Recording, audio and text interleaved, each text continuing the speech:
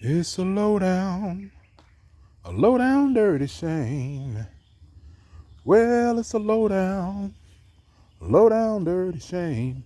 It's a low down dirty shame. Yeah, it's a low down. Y'all wonder why I'm singing that song? I come back from Home Depot and Lowe's, and lo and behold, I see this big cottontail rabbit observing these plants here.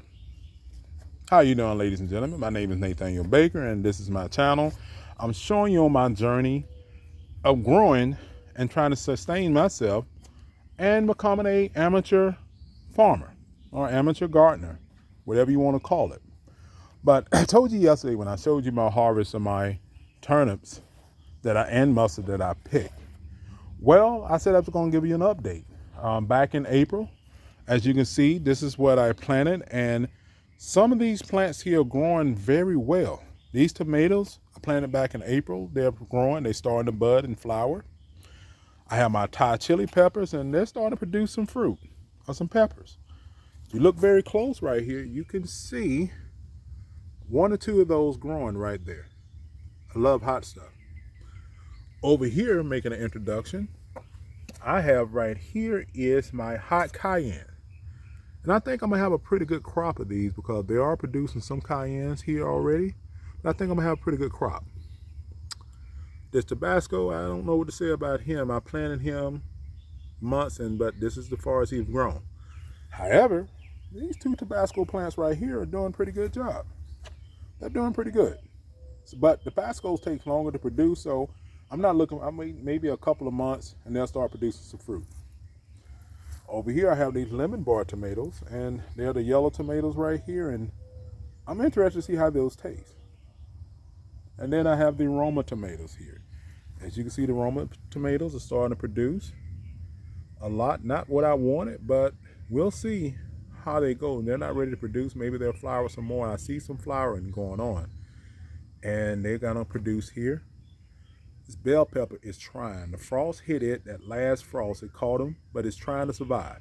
Green bell pepper. However, if I venture right over here,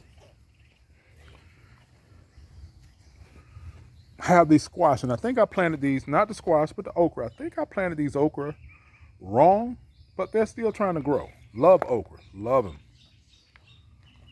This is the okra here I have. Right here I have in this bucket, I have orange, and I have the yellow, orange and yellow bell pepper. And over here, this is some more green. Now this green bell pepper, if Mr. Rabbit haven't came, look what it's produced so far. Yeah, it's not big, but it's gonna get bigger. This morning I went out, I'm gonna try. I had some cucumbers at the last cucumber plant I planted. It grew just as big as those squash right here. Planted them at the same time as these squash I have. But these squash are already producing some fruit, a vegetable, whatever you want to call them, but they're already producing. Look at here, it's producing. This is gorgeous right here, gorgeous. It's producing some fruit here. But the frost hit these, it's trying to survive, but I don't expect much out of that one. But yes, that cucumber plant I planted was huge. And I think the wind hit it, where something happened, but it didn't produce, but it is what it is. That happened in gardening, that happened. But I have some zucchini squash I just planted, and some more zucchini squash here. All right, so let's venture down here on the other side. I'm gonna go here and I did want to show you I got to trim these hedges here. I've been a little too lazy, but Monday come Memorial Day, while y'all out there barbecuing, I'm gonna be doing some yard work. All right, here we go. Now last year I planted some, and I got to get the hedge and get back here every day to keep people. Make sure you keep this clean. The weeds are popping up. I was out here yesterday, cleaned some of these weeds out of here, but here are the turnips. They're producing some, but not as much as I want, but I did better than I did last year. Over here, this is another row of turnips. They're doing pretty good. The rain got them, and they're coming up. Turnips, more turnips. If you wonder what these little flags are, I planted some peas. I think I'm planting them late. However, to my surprise, I have 2 pea plants, black-eyed peas, well, purple hull peas, sprouted. Let's see how those work. Now, what I was surprised about were these mustards. These mustards actually are doing better than the turnips.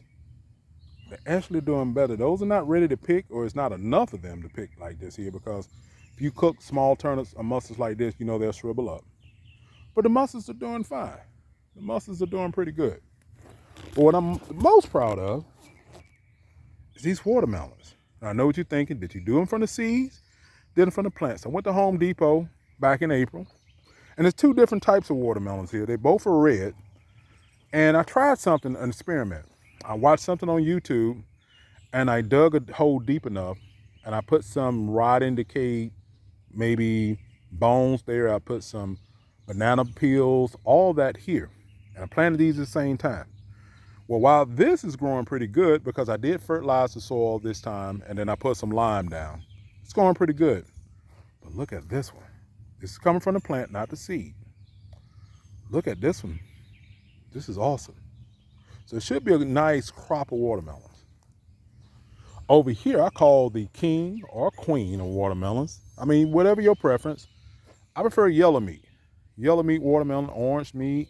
And these came from the seeds, and these are doing wonderful. So around about July, if everything go right, if I can keep the deers and rabbits from them, they should be pretty good.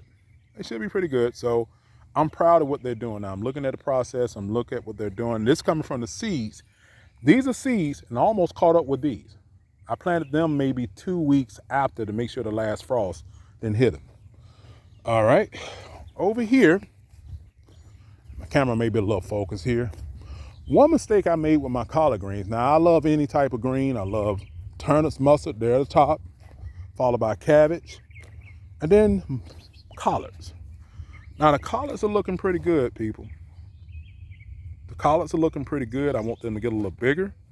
I am going to do another fall crop so the frost can hit them. And they say when that frost hit them, they're at their best. So these are the collard greens here. I don't know what this squash seed came from. I think I planted, I used the compost from last year, and I think I had some seeds in there and I forgot. But that's a squash plant that came up. Now, I did put some okra plants here. They're doing okay.